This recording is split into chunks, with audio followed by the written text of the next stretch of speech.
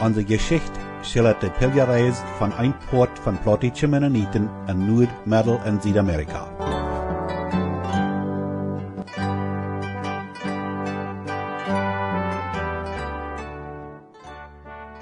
Ditmaal vertellen wir noch ein bisschen mehr von den Durango-Mennoniten. Und dann fangen wir an, von den Mennoniten ihre angeplante Trigjwaundrung von Lateinamerika nach Kanada zu vertellen. Im Jahr 2000 hielten die Ölkolonie Oms in Durango noch ein letztes Mal ihren sogenannten Jugendunterricht in der Neuanlage Kirche auf der Durango-Kolonie. Aber kein Pick-up oder Chorfahrer darf daran teilnehmen. Um das fair wurde sogar ein Därenwächter angestellt. Als die Jugendlichen in der Neuanlage Durango ihren Unterricht gekriegt hatten, dann wurden die nach Plautdietsch Zacatecas genommen und dort von dem ältesten Heinrich Beckert angedeutet und mit dem Abendmahl bedient. Etliche andere Eltern fuhren von Durango mit ihren Kindern nach Plautdietsch Zacatecas hin und leiten dort ihre Kinder an den Jugendunterricht teilnehmen und angedeutet worden. Im Jahr 2001 werden endlich alle ölkolonische Predigers von der Durango-Siedlung weggetrokken. Und dann im Vorjahr kamen Predigers von der La Honda-Kolonie in Zacatecas nach Durango, hielten dort Jugendunterricht, Doopfast und Abendmahl. In demselben Jahr wurden auf der Durango-Siedlung 9 ölkolonische Predigers gewählt und eine neue ölkolonische Gemeinde gegründet. Diese neue ölkolonische Gemeinde auf der Durango-Siedlung ist nu wieder ein mit den ölkolonischen Gemeinden in Chihuahua und auf der La Honda-Siedlung in Zacatecas. Und endlich dürfen die zurückgebliebenen Durango-Kolonisten mit Freiheit, Kumreifenträgers, Kaufwartier, elektrischen Kraftstrom und Telefon brauchen.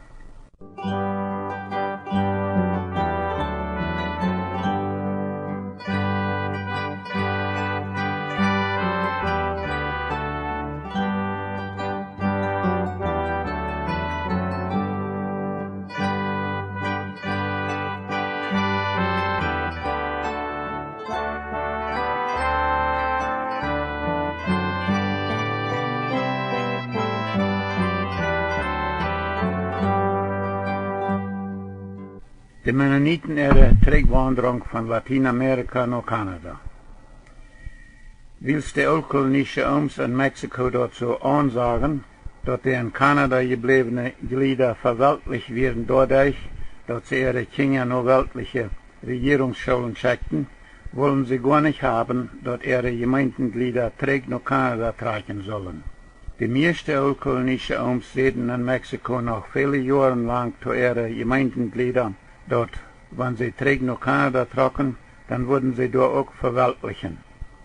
Ich weiß noch, dass ich, wenn ich in Aylmer, Ontario, besonders so eine Familie, was in den 1980er Jahren entweder von Durango oder von Zacatecas nach Ontario kamen, und ich an dort mit ihren kanadischen Papieren merken versucht, behaltlich zu sein, dass ich dabei dann manchmal antwort, dass ihre Eltern an, ehe sie von Mexiko weggefahren wären, gesagt haben, wenn sie dann auch glauben, dass sie nach Kanada fahren müssen, um besser ihren Lebensunterhalt verdienen zu können, dann blieb da wenigstens von der kanadischen Kirchen weg. Fort da nicht nur die Kirche, dann die Predigers wollen die ihren Kopf verdrehen.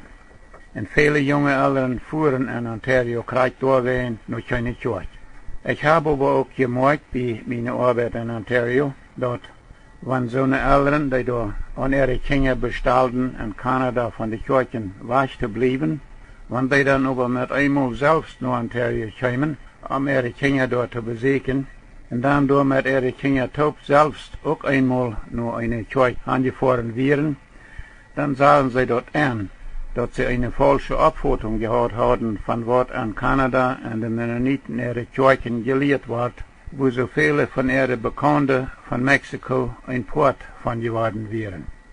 Also kurz gesagt, in der Ölkolonie in Sommerfelder ihrem Denken über die komplizierte Schulfrau in den 1920er Jahren in Kanada hat sich dahin entwickelt, dass die in Kanada gebliebenen Glieder glaubten, dass sie am rechten wären, wenn sie dort nie Schulwesen in Kanada angenommen hatten, während die meisten von den Oms und viele von den Älteren, die nun in Mexiko wohnten, noch lang immer dort bestanden, dass sie am rechten gewasst wären, dass sie nach Mexiko ausgewandert wären, um durch ihre Kinder und ihre eigenen Schulen vor weltlichen Einfluss zu beschützen, und durch Bibel und Katechismus Religionsunterricht zu geben, so dass sie von Kindheit an lehren können, mit Jesus Christus seine Heilsbotschaft bekannt zu werden.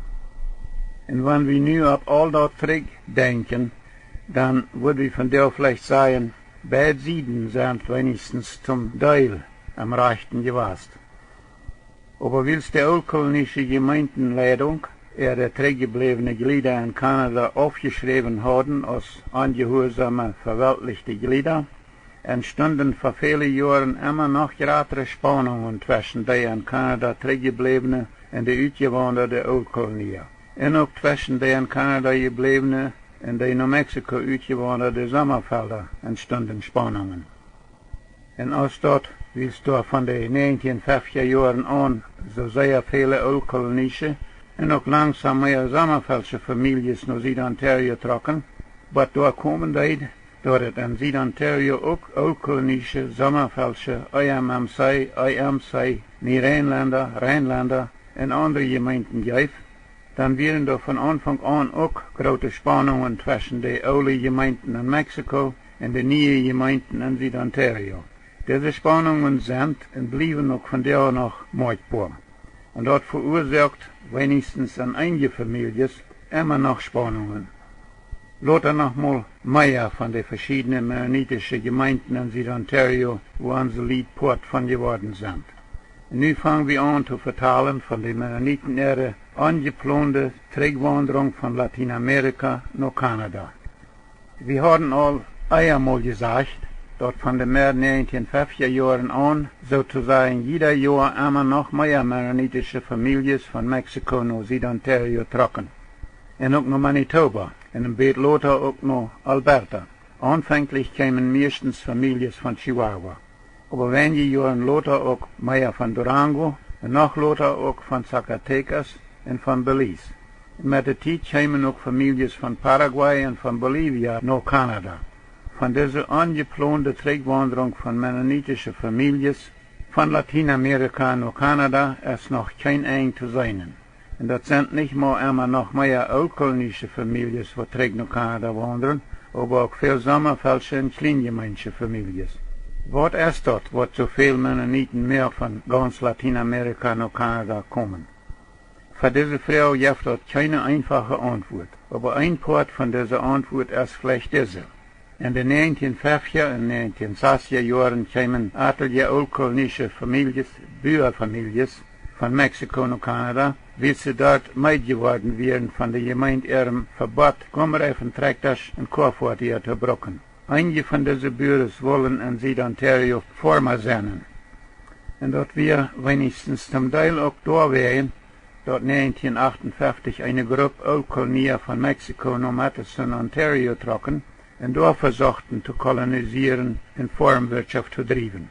Aber wenige von den Familien, die nach Südontario trocken, sind da wirklich Former geworden oder geblieben. Auch von den Madison, Ontario gekommenen Familien sind wenige in Kanada Former geworden oder geblieben. Aber die meisten von diesen Familien wurden gute Arbeiter für kanadische Former. Beeten, Apfel, Tomaten, Gurken und andere Gemüseformen in Kanada nehmen die mennonitische Formerfamilien von Mexiko sehr Jahren an, um ihre Formarbeit zu tun. Und als dort in Mexiko durch diese Träg nach Kanada gewanderte Familien ihre Berechte offenbar wird, entweder durch ihre Brief oder durch ihr in Mexiko spazieren kommen, wo jeden die manitobische und besonders die ontarioische Former diese zurückgekommene Familien als Formerarbeiter annehmen, dann fängt dort von Mexiko nach Kanada kommen an, mit jeder Jahr Tod zu nehmen. In Manitoba wohnen die zurückgekommene Familien meistens in so einer Dorpen, wo urkolonische Formerfamilien gewohnt haben, ehe sie nach Mexiko trocken. aber in Süd-Ontario woonden de Trigjwaundrung gekommene mennonitische Families meistens weit und breit verstreut mit Nicht-Mennoniten. Was passiert zu diese Trigjwaundrung gekommene Families ihrem Gesellschafts- und Gemeindenleben? Und was passiert mit ihren Kindern ihrem Schulleben? Was schaffen diese Families in Kanada nicht nur am Anfang, wenn sie hier sind, aber auch wenn sie sich hier erst eingelebt haben? Von all diese Sachen noch viel mehr, weil wir uns noch viel vertalen. Aber wovon vertalen wir am besten das Erste? Vielleicht sollen wir das Erste davon vertalen, was mit den Trigjwaundrung gekommenen Mennoniten ihrem Gesellschafts- und Gemeindenleben in Ontario passiert. Wenn wir das Ontario-Part von unserer Geschichte vertalen wollen, dann sehe ich davon überzeugt oder gewahr, dass viele von Utah hier in Süd-Ontario viel besser mit all diese Dinge bekannt sind als ich. Aber so eine Mennoniten, wo ne selbst wo wohnen, oder wo ne nicht von unseren Mennoniten sind, die wollen vielleicht auch hier davon was hören. Und ich will jeder einem von die Frauen, auf je, wenn ich was nicht ganz richtig abgeführt habe und vertal, oder wenn ich was sehr wichtig von unserer Geschichte in Ontario utloten war, auf je mir dann schreiben worden, wo je Dinge anders seien als ich, oder auch was ich von wichtigen Sachen in unserer Geschichte nicht vertalt habe. Vielleicht können wir alle Top Sachen in unserer Geschichte reich genug kriegen, um die Lothar auf Plautdietsch auch noch in die mennonitische Post zu beschreiben. Meine Adresse ist 804 325 6th Street, Winkler, Manitoba, R6W1G5. 804 325 6th Street, Winkler, Manitoba, R6W1G5. Wo fuhren die von Lateinamerika nach Ontario gekommenen Mennoniten naar de Kirche? Leider moet we zu dieser Frau wohl am ersten sagen, dass ein bedienender Port von den nach Ontario gekommenen Mennoniten überhaupt zu keine gottesdienstlichen Versammlungen in irgendeine Kirche kommen. Aber die meisten sind in Ontario Port geworden von so einer Gemeinden aus Oldkolonie, Rheinländer, Niederrheinländer, Sommerfelder, IMMC'er und IMC'er. Und viele andere holen sich zu anderen mennonitische Konferenzgemeinden oder sogar zu Brüder in Christus, Brüdern in Christ, oder Baptisten in andere Kirchen. Aber von welchen Gemeinden soll wir das erste Wort vertalen? Wir wollen, wenn wir nu Wort von Lateinamerika zurückgekommenen Mennoniten ihre verschiedenen Kirchen oder Gemeinden vertalen wollen, nicht verstehen, erst alles von einer Gemeinde zu vertalen, was wir weiten, und dann von einer anderen. Fehlt Wort von unseren verschiedenen Kirchen oder Gemeinden so ein Bett durcheinander vertalt worden müssen, wenn wir verstehen wollen, wodurch die entstanden sind und wo die sich entwickelt haben oder wo einige von denen sich ableisten. Aber ich will je auch kurz am Anfang sagen, dass fehlt von dort, was wie besonders von dem Anfang von der IMMC-Arbeit in Süd-Ontario vertalen wollen, dort nehmen wir aus dem Buch von Jack Hepner, Search for Renewal, oder The Story of the Rüdener Weider, IMMC. Viele andere habe ich durch eigene Beobachtung und zum Teil durch Mitbeleben von der IMMC-Arbeit in Ontario, noch anders habe ich mich von etlichen Personen vertalen lassen, wo diese Bewegung auch von Anfang an mitbelebt haben. Noch anders habe ich mich von etlichen Personen vertalen lassen, wo diese Bewegung auch von Anfang an mitbelebt haben. Das will ich, wenn wir nu davon vertalen wollen, alle kort abgeführt versuchen so zu vertalen, dass wir verstehen lernen, was diese Bewegung in unsere Geschichte Veränderungen gebracht hat. Wenn wir dort lesen, was Jack Hepner von der IMMC-Arbeit manch uns Oldkolonie in Süd-Ontario in seinem Buch beschrift, und besonders wenn er von unserer Geschichte wird beschrift, dann muss wir dabei selbstverständlich in Betracht nehmen, dass er unsere Geschichte mal von Büten gesehen hat und beschreiben kann.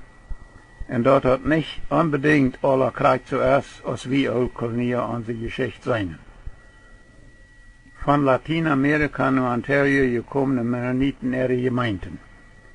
Wir haben uns al einmal Worte davon vertalt, wo dort bei Elmer, Ontario, zu der Gründung von einer oldkolonischen Gemeinde gekommen war. Wir haben auch al ein klein bisschen davon geredet, dort die IMMC-Konferenzgemeinden an der Elmer, Ontario Gegend eine Arbeit anfangen mag oder mit oldkolonische Familien, was von Mexiko durch angetrokken werden. Wir wollen hier nu anfangen mit uns noch viel davon vertalen, wo diese oldkolonische Gemeinden und IMMC-Gemeinden sich in Süd-Ontario entwickelt haben. Und auch was davon, dort in Süd-Ontario manch die Oldkolonie von Latinamerika auch IMC, Sommerfelder, Niederländer und Rheinländer Gemeinden entstanden sind, und auch eine sogenannte Conservative Mennonite Church und eine deutsche Gemeinde Gottes. Wir sehen uns auch einmal dort Prediger Jakob Neudorf von Manitoba 1959 bei Elmer, Ontario, mit oldkolonischen Familien von Mexiko Abendversammlungen gehabt hat, und dort dort Sinnabend einen Jugendabend genannt hat. Oldkolonische Jugendliche haben dort geistliche Lieder gespielt und gesungen, und des Abend war ein geistlich belebender Abend gewesen. Erwachsene Personen haben sich miteinander versöhnt und so weiter.